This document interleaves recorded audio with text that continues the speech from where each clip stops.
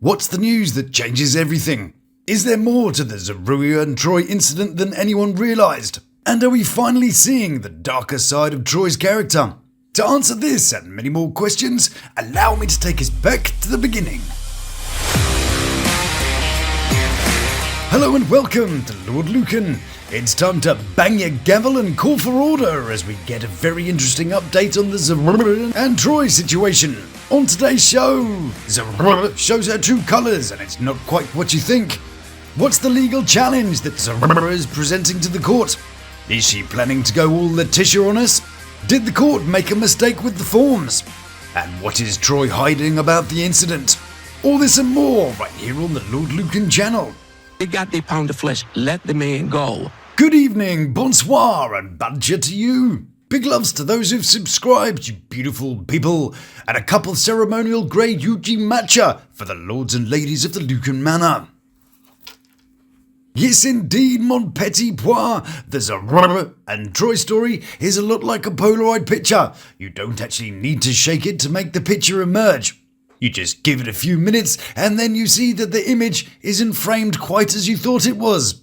So, our first little wander is through the police report, which is gracefully dropped by a friend of the channel, Asa. It's the most elegant world of sarcasm. Shouts out to them. And it's there that our story gets a new angle that takes away from some of the mystery, but leaves us with as many questions as it answers. So, it's off to our destination at the Airbnb for a spot of storytelling. And seeing as last time, my video got temporarily removed because it did a delightfully cinematic orbit in a place that it happened, I prepared a new little scene for your enjoyment. Now this time, we have a few new characters that have entered the story. We have our main characters, Zeruiah and Troy, but in this telling, we are also joined by Zeruiah's dad, Henry. Henry. I'm going in the prayer closet. I'll be back.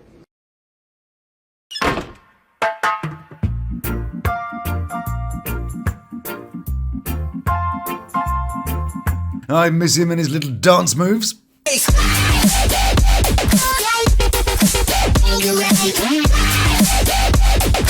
Yes, indeedy. Let's spray up the block for Jesus one more time.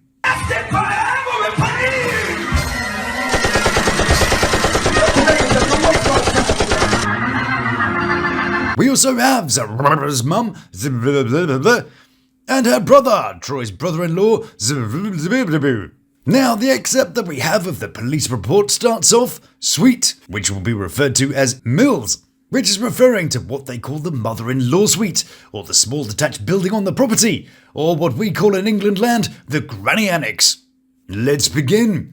Zeruiah stated that the family was asleep, so she decided to go through her husband's mobile stroke cellular phone. She observed text messages which alluded to Dale having an affair.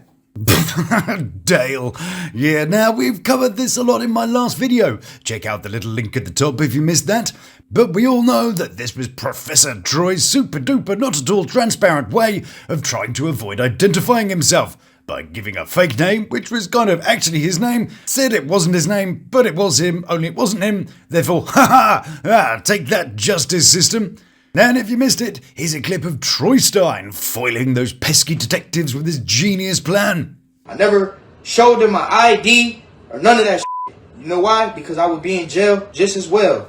If I would have showed them people my ID and gave them my name, I would be in jail as well. And I'm going to leave it at that. Flawless.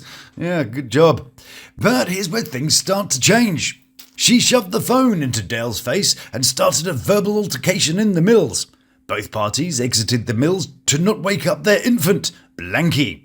Now this sentence is gonna cause some trouble, as the Changin stories, from the affidavit to the police report, may just come in handy for Zeruiah's legal defence. Because if we take a look at the court records, oh look, they've spelt her name wrong. Oh no, because if we go by the legal powerhouse Troy's theory, Zeruiah isn't actually her name, so therefore it wasn't her. Yeah, but you didn't see that coming. Dale's not Troy, and Zeruiah isn't Zeruiah, so you gotta drop the charges then. Case closed. But seeing as we don't live in weirdo beardo la la land, I'm guessing the courts have an IQ slightly higher than a brick with a mild concussion. And they might have to do a bit better than that. It's funny though how nobody actually gets her name right. Even Troy pronounces it Zeruiah, or Zeruiah. But the thing that is interesting about the actual law is right here on the 29th of December. Defense presents probable cause challenge as to count 1, which is the aggravated assault with a deadly weapon charge. And this is where we start to see a few issues for the prosecution. Now, in the early stages, a cause challenge means that the defense is arguing that there is legal reason or cause why count 1 should not proceed as currently written. She doesn't appear to be challenging count 2, simple battery, where they're suggesting that Simple, aka Troy, got battered. She's just challenging the felonious charge. This legal challenge can include things like insufficient probable cause, where she argues that the affidavit doesn't support the charge, or maybe it's an incorrect classification, where they argue it should be a lesser offence. It could also be missing legal elements, ambiguity or defect in the charging document, meaning the wording is unclear. Or of course it could be evidence problems, where they argue that the evidence described doesn't meet the threshold for that count. Which is where the issue is, because the affidavit and the police report claim 2 different things. The police report claims that Zeruiah woke up Dale and hit him in the head, whereas the police report claims that she just stuck the phone in his face. That, coupled with the fact that Troy didn't allow the emergency services to examine him or take pictures, means that there's no solid evidence of the injuries. Which gives the defense the classic argument of the evidence doesn't support the charge as written because the alleged victim had no observable injuries and did not require medical attention. And if there's contradictions, like the affidavit and the police report have conflicting statements, then that doesn't establish a clear and factual basis for count 1. Which doesn't mean that she's claiming to be innocent, of course, it's just a procedural challenge. And I think we start to build a whole new picture of the scene. Now, they continued the verbal altercation near the pool area. So, alleged Dale then grabbed her by the hair and slammed her face, stroke head, into the ground, stroke floor, near the pool. Which is an odd thing, and here's why. If you imagine Troy and Zeruiah standing next to each other, how did he manage to hit her head on the floor? But the act of getting her head from here to here is most unlikely. Why do I think this? Well, why would you go to the trouble of hitting her head with the planet when his fist is much closer? It makes no sense in a fight scenario. That if you've ever had a tickle fight with your partner, and I don't care how strong Troy thinks he is, your lady will put up quite a little struggle. It's not all that easy. Plus, she's not going to be all that compliant and just let you move her head 5 or so feet to the ground. She'd have more than enough time to move, shift her weight, or just to put her hands down. If you threw her to the floor, well, yes, perhaps, but that's not what's alleged. The only time you would use the earth as siege equipment is when that's the closest thing to her head. So allow me to indulge you in my version of this part, which is based on nothing except experience and opinion. I think they must have got into some sort of scrap and ended up on the floor wrestling. And if the striking her head on the floor part was true, then it would make sense as it's right there next to her head. If he was on top of her, that would be way more practical than grabbing her head and taking her down to the floor from a standing position. Now, of course, unless there's serious threats to the ongoing nature of your life, there is no occasion where physical violence, outside of combat sports of course, is warranted. I'm not trivializing DV. Those of you who watched my last video will know exactly why. I'm just breaking down the mechanics to establish the likelihood of these physical motions, and giving you my perspective based on my experience of altercations. But I really think this is where Troy's mask is slipping. We'll see more of that in just a moment, because we get even more cause to believe this version of events later on when Troy is talking to the police officer. And I could buy this version, you know, because why would she be the one who called the police if she was the one committing all the offences? It doesn't really make sense. And as the great Judge Judy once said, if it doesn't make sense, it's not true. However, the concept of true seems to shift back and forth as the story continues. She got up and rushed to the main house of the Airbnb where her father, Henry Alex, hereafter referred to as Henry, well, he didn't try to make up some stupid name. Yes, I'm Alex Jones. Oh, no, not that one. Not the one with the grey frogs. And other family members then began to attack her. But this is what I don't quite believe. Why would they just start attacking her? Sure, Zeruiah's mum looks like she might eat wild bears for breakfast, but it defies reasoning. So she was having an argument, so everybody just attacked her for no reason? Plus, her lies shortly after, in my opinion, cast some doubt over this whole post-altercation part. She broke away from the family, called 911, and then waited for law enforcement to arrive on scene. I asked Zeruiah if she was injured and to show me where she was struck. Zeruiah yelled that she had nothing to hide and dropped her green in colour pants to below the knee and pointed to a large purple in colour bruise located above her left knee. I'm assuming they mean pants as in her trouser bottoms, not, in the English fashion. That would have been a bit of a surprise to the officer, wouldn't it? I got nothing to hide. So, she drops her trousers and shows you everything. Yeah, cheers. Well, you never know. It might have brightened his day up a bit. I just need to take some photos for my records. Yes. And this is where, in the affidavit, that it described how David told them about how Zeruiah had made a post on her social media threatening to sue the Airbnb because she'd bumped into some of the furniture. But the problem that this presents is that there's no mention of the knife. And whilst introducing a weapon to a domestic altercation is inherently dangerous, the defence can argue that possession of a kitchen knife in a chaotic domestic argument doesn't meet the statutory definition of assault or aggravated assault. Plus, her counter-accusations against Troy create a scene of mutual combat. And in this situation, as described by Zeruiah, the defence could argue that the officer lacked probable cause to determine the primary aggressor.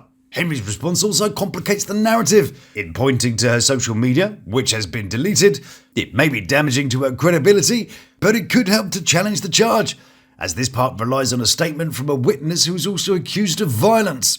She indicated Henry choked her, where she was yelling at him that she could not breathe. I used my flashlight to observe her neck, where I did not see any indications of any injury or any form of discoloration to her neck. I asked her to show me her arms and hands, where again I did not see any discoloration or indication of injuries. So with all these elements, insufficient evidence, no injuries, no photographic evidence of any alleged marks, conflicting statements, mutual accusations, contradictive narratives, and some doubt over the credibility of the witnesses, and some lack of cooperation from the affidavit, it doesn't look clear how the judge might come down. It's all chaos and accusations at the moment. If she did call 911, it can support her self-defense narrative and the idea that she's a victim seeking help.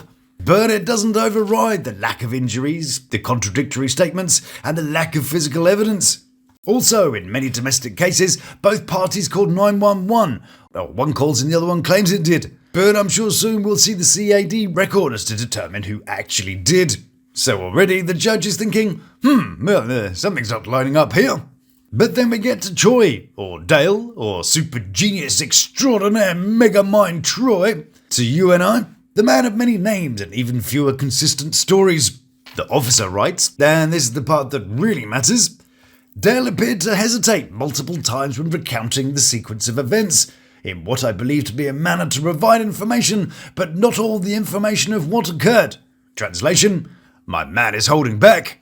And that, my dear viewer, is where the whole thing starts to wobble. Because when the alleged victim hesitates, and the alleged aggressor has no injuries, and the family stories contradict each other like they're competing in a lie your pants off contest, then that's when the defense attorney looks at count one and says, Your Honor, I'd like a word. Because I think his inability to retell the story is one of a few things. Either she managed to disturb one of the pair of brain cells that he had left, and we've all seen how Troy managed to make talking look difficult.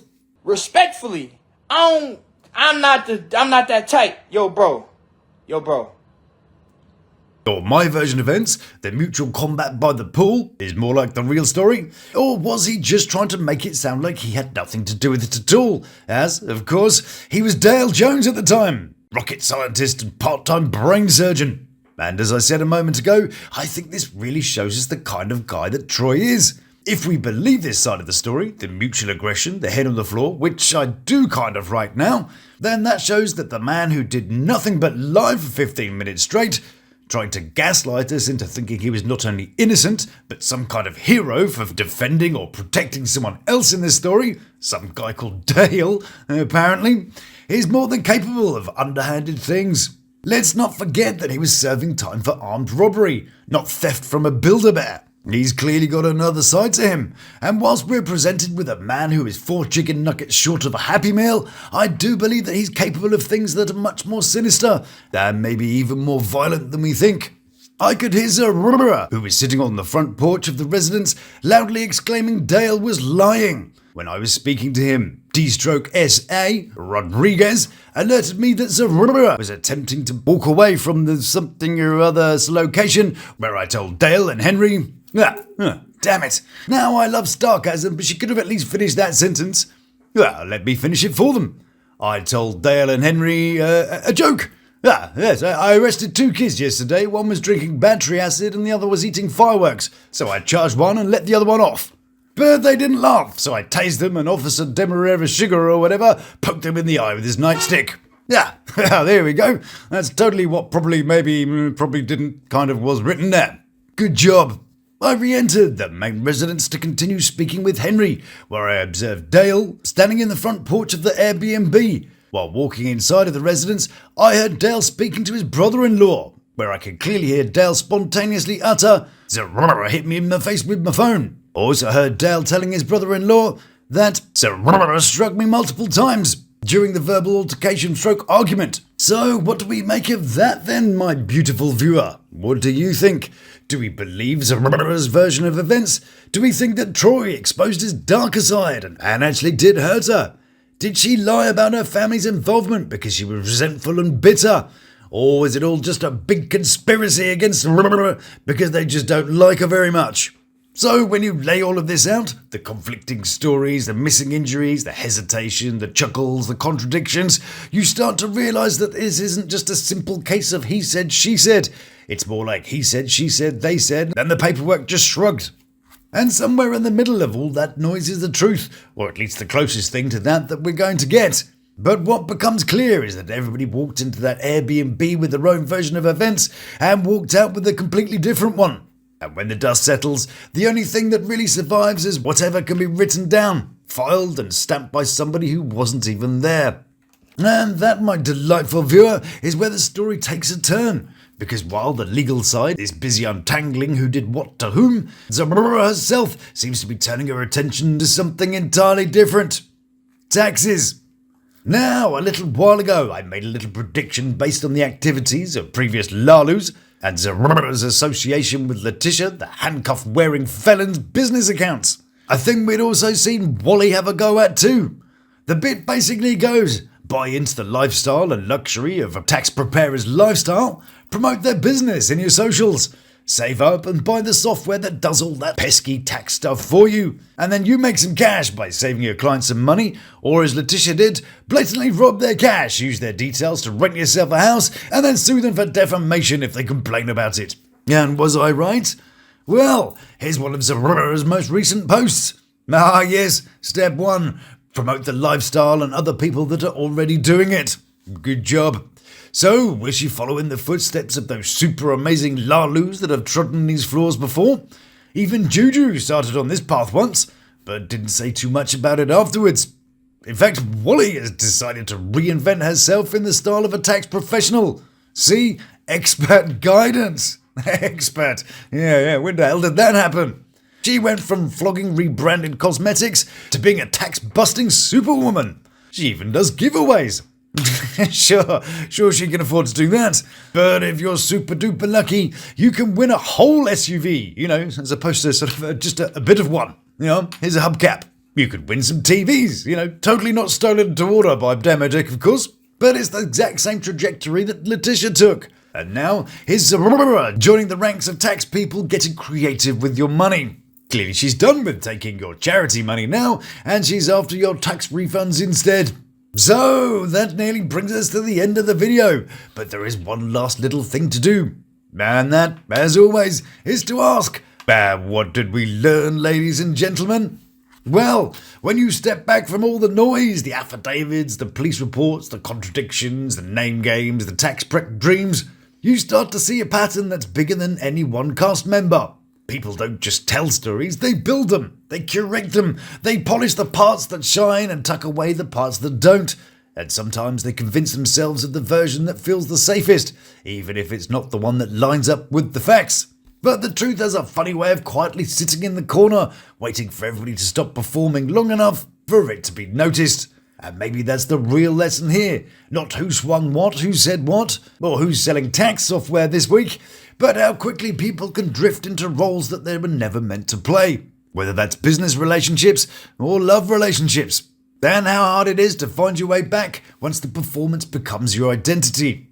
So, wherever this story goes next, and whatever new ventures or reinventions pop up along the way, I hope, genuinely, that everyone involved finds a version of themselves that doesn't need a rebrand, or a storyline, or a hustle to feel real. Because at the end of the day, the truth isn't in the paperwork or the posts, it's in the people. Thank you so much for watching. It's been an absolute pleasure to have entertained you for this little bit of an adventure of ours. I truly appreciate all the support and comments and likes that you give my little channel, and I hope you'll be joining me to do it all again soon. So if you like what I do, then please do like, subscribe, and check out one of these little beauties. So until we meet again, stay beautiful, love to my three, and you take care of yourself. Please subscribe now for our like. Thank you.